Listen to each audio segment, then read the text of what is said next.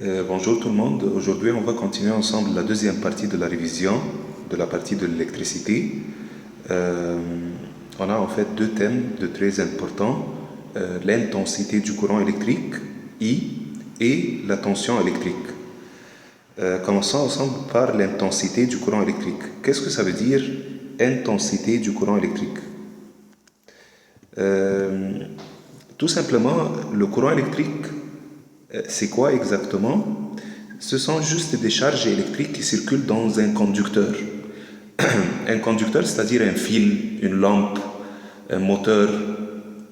Ce sont tous des composants considérés comme des conducteurs. Euh, donc là, par exemple, c'est le fil. Bien sûr, un fil a une épaisseur, une certaine épaisseur, et la quantité de charge qui circule en une seconde, on va l'appeler I. C'est ça l'intensité du courant électrique. Lisons ensemble la définition. C'est la quantité de charge électrique. L'électricité, ce sont des charges à la fin, des charges électriques, qui circulent dans un conducteur en une seconde. Combien de charges électriques circulent en une seconde? Ça, c'est l'intensité du courant électrique. En fait, c'est une grandeur physique, comme n'importe quelle grandeur physique, et on peut noter en fait le courant électrique I en majuscule. Comment mesurer l'intensité du courant électrique? Avec un appareil qui s'appelle l'ampèremètre. L'ampèremètre. Et on est obligé en fait de relier l'ampèremètre en série dans le circuit. On va voir dans le circuit, mais après qu'on termine la phrase là.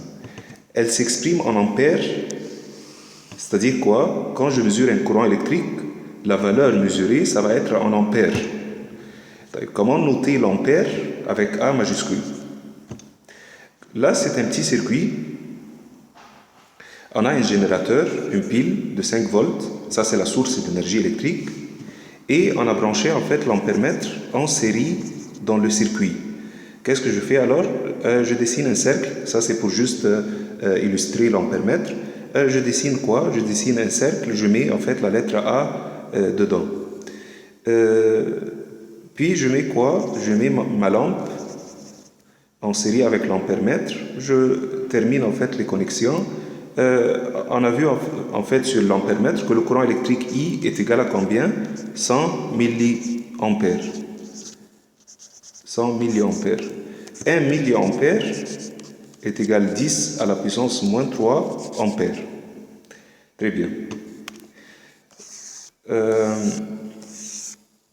En fait, il y avait deux lois concernant la partie de l'intensité du courant électrique. La première loi, on l'appelle la loi d'unicité de l'intensité du courant électrique dans un circuit en série. C'est-à-dire quoi, unicité? Unicité, c'est-à-dire qui sera toujours la même chose, la même valeur. En fait, il te dit, dans un circuit série, le courant électrique reste toujours la même.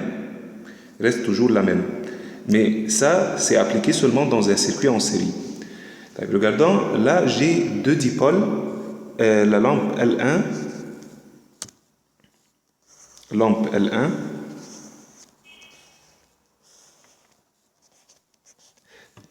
c'est branché en série avec la lampe L2. Là, c'est la deuxième lampe L2.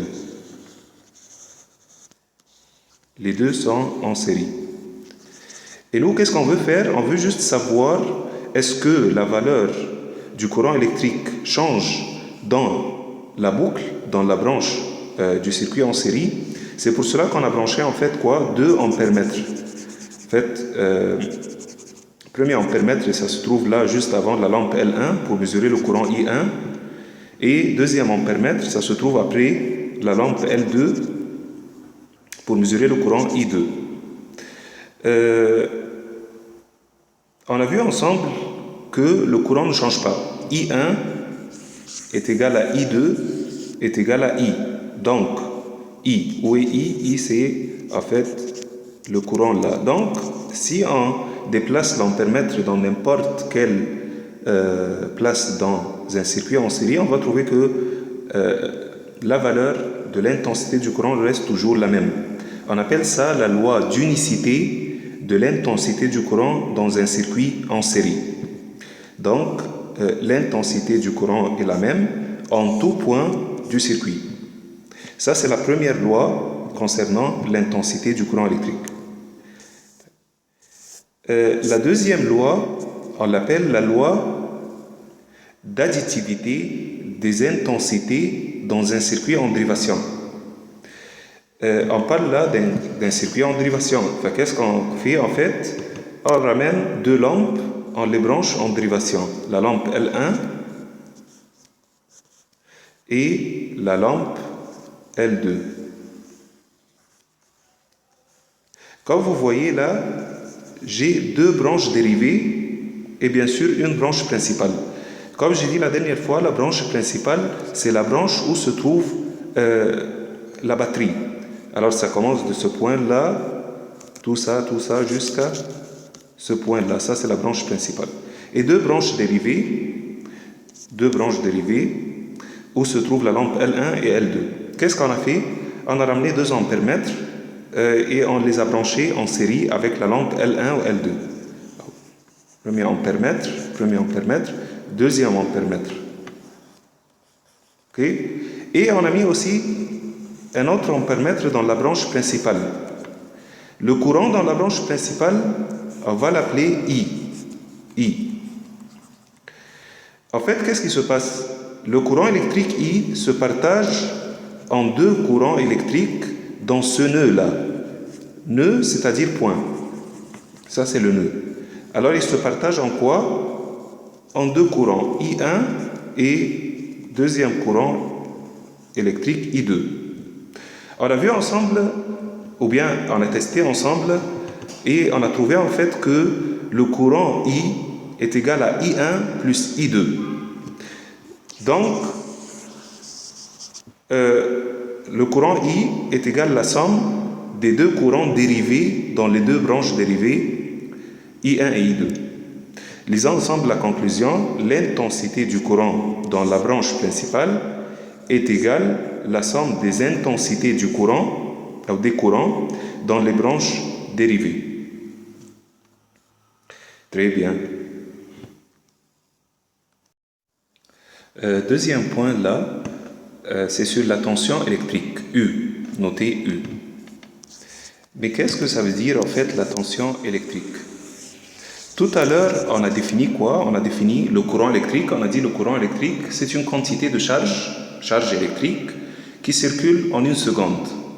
Bien en fait, cette quantité de charge a besoin d'une énergie pour les pousser dans le conducteur, dans la lampe ou bien dans le fil, ou quoi que ce soit, le conducteur a besoin d'une certaine énergie pour les pousser. En fait, ça, c'est la tension électrique. Lisons ensemble la définition. La tension électrique est l'énergie nécessaire pour déplacer les charges électriques ou bien le courant entre deux points dans un conducteur. Prenons ensemble un exemple pour mieux expliquer cette partie-là. Qu'est-ce que j'ai là? J'ai une lampe. Cette lampe-là possède deux bornes, A et B. En fait, cette lampe-là est reliée avec les deux bornes d'une batterie de 5 volts. Très bien. Qu'est-ce qui se passe pratiquement? En fait, il y en a des charges électriques qui sortent de la pôle positive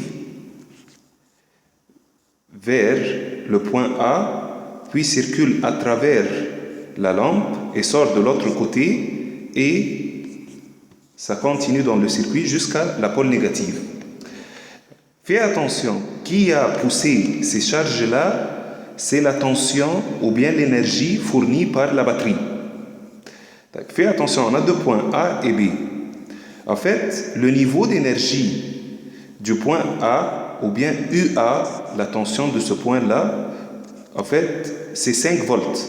Comme vous voyez, c'est relié avec la pôle positive de la pile. Donc, UA, ou bien le niveau d'énergie de ce point A est 5 volts.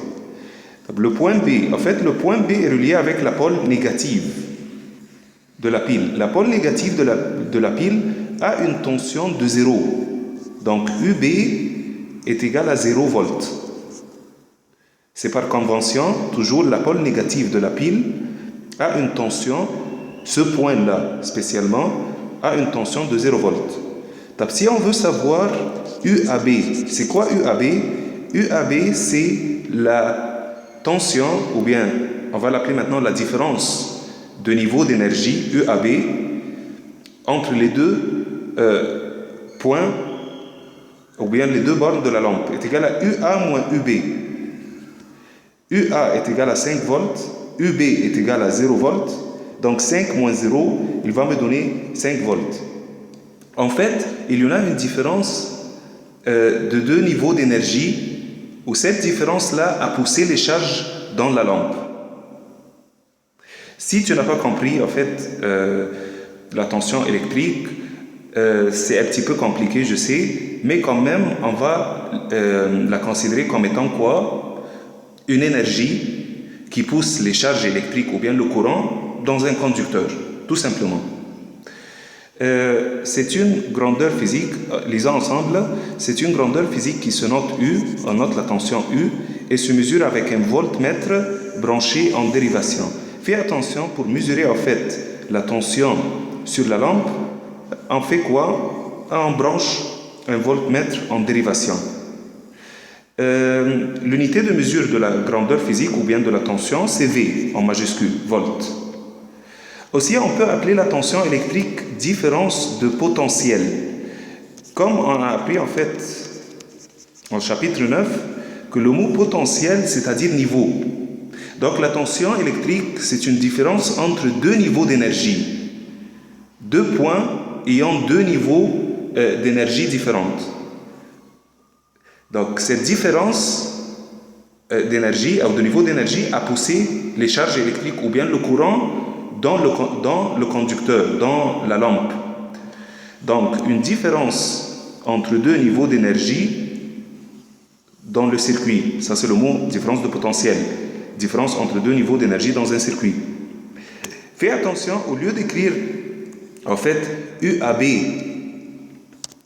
pour exprimer la différence de potentiel entre les deux points, tout simplement on peut écrire quoi? U lampe. Quand on écrit U lampe, c'est-à-dire la tension sur les deux bornes de la lampe. U lampe. Très bien.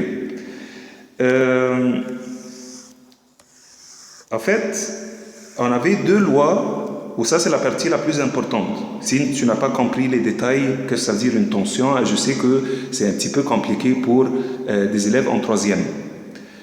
Si tu n'as pas compris, le plus important c'est la partie qu'on va expliquer maintenant. Ce sont deux lois étudiées en quatrième. La loi d'additivité des tensions dans un circuit en série. Le mot additivité, c'est-à-dire la somme de deux choses, il te dit, si on a deux dipôles branchés en série, comme ces deux lampes-là, L1 et L2.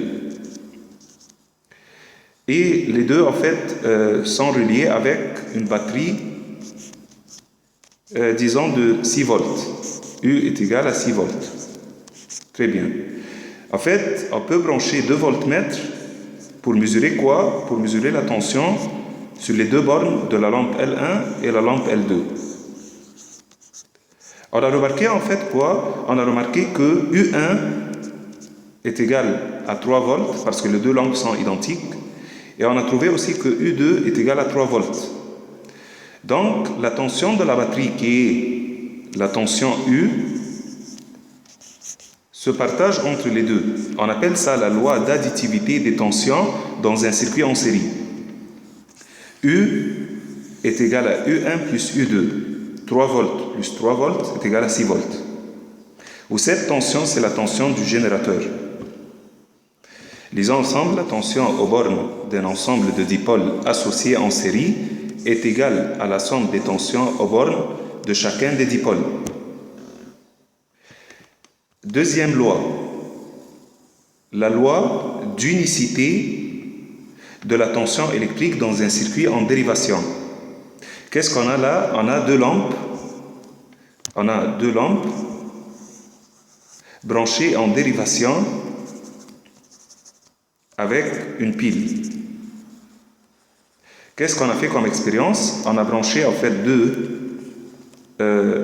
voltmètres